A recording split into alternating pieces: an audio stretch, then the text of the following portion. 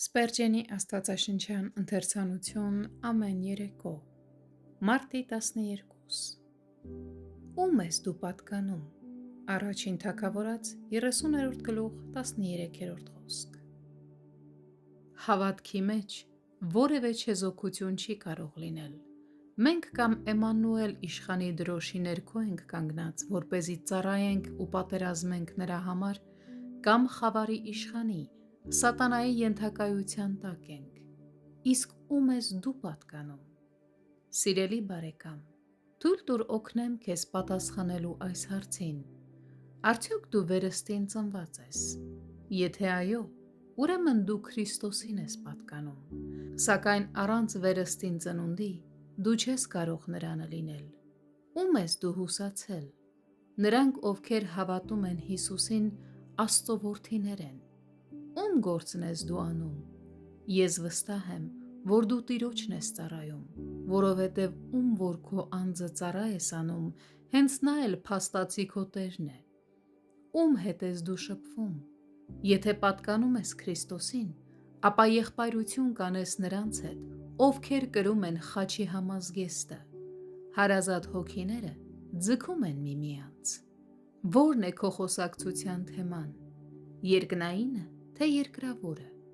Ինչ ես դու սովորել քո Տիրոջից։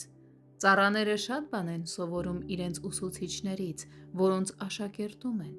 Եթե դու ժամանակ ես անցկացրել Հիսուսի հետ, ապա մարդիկ Պետրոսի և Հովհաննեսի պես քեզ էլ կճանաչեն, որ Հիսուսի հետ էիր։ Այսպիսով, ում ես դու պատկանում։ Մինչ աչքերիդ քուն տալը, ազնվորեն պատասխանիր այս հարցին։ Եթե դու Քրիստոսինը չես, ապա ծանր գերության մեջ ես։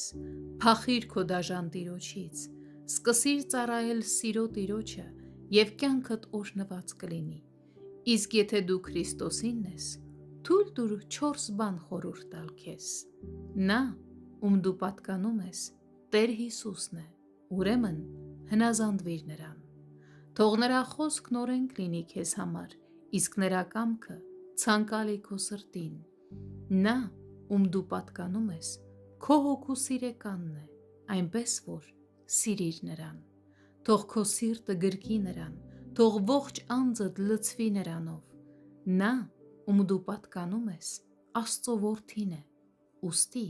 վստահիր նրան։ Ոչ մի ուրիշ հանգիստ մի փնտրիր, բացի նրանից։ Եվ վերջապես,